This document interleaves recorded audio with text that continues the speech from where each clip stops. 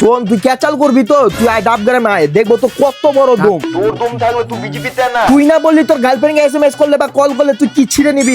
আয় দেখি আয়। শোন না তুই, হ্যালো তুই শোন। এ লেওড়া শোন বাইঞ্চোর ছেলে, আমাদেরকে না বিজেপিতে যাইতে হবে না বুঝলি। তোর গার্লফ্রেন্ডের বাড়ি তো আমাদের এখানেই, যেদিন আসবি নিতে ওদিন তোর গোয়া ফাড়া রেখে দিব বুঝলি। শোন ভাই, ওটা তোর আগে না, ওটা আমার গার্লফ্রেন্ড ছিল বুঝলি। ওকে আমি কল বা এসএমএস আমি করতেই পারি, তুই কি করবি কইরে নে। তুই আমি তোর সাথে লাফড়া করতে যাচ্ছি না, তুই ওকে বাস কল করিস না।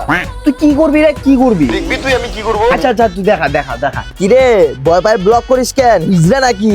তুই যদি এক বাপের বেটা হয়ে থাকিস না, আয় ডাবগ্রামে। তুই এক বাপের বেটা তো আয় বিজেপি। চল আমার 4-5টা বাবা হইলো, তুই আয় এবার ডাবগ্রামে। চল আমার 10টা বাবা, তুই আয়। ছি ছি ছি ছি, তোকে দেখি মনে হয় তো 10টা বাবা বুঝলি।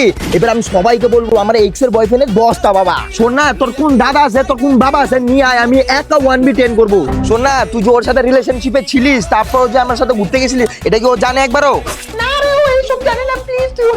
শোন না, আমি যদি একবার মুখ খোলা শুরু করি না, বুঝিস তুই মুখ দেখানোর মতো লাইক থাকবি না। আচ্ছা ছাড় এসব ছাড়, আমি এখনো তোকে বুঝতে পারি না আমরা যে আমার রিলেশনশিপে যেতে পারি।